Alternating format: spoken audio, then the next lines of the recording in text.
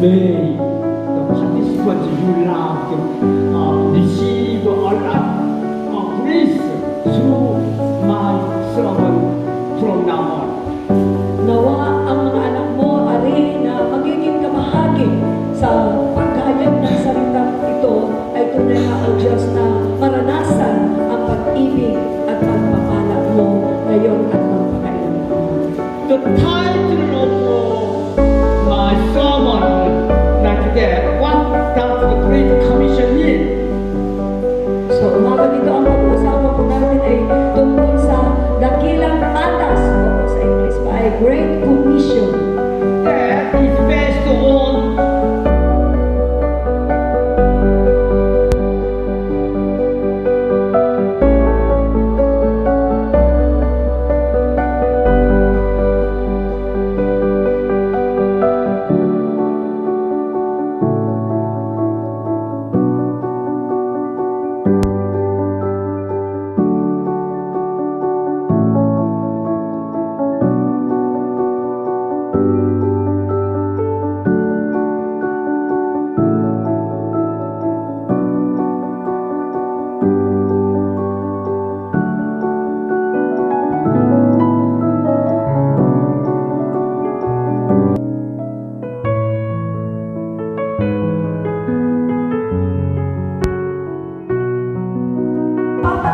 Ang Diyos ang magbibigay sa kanila ng pananampalataya para mag-remain sa Panginoong Jesucristo.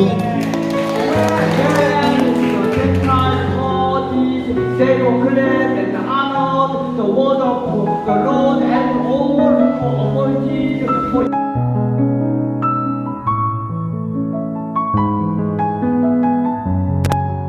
our Father. Thank you for your grace. Salamat sa iyong We have believed in Jesus Christ. Salamat Surely sa our ibigay faith mo sa in amin Jesus' ang disciples. pananampalataya at salamat sa pagpili mo sa amin na kami ay naging mga disipulo. Thank you for your grace by which we have come to newly Salamat sa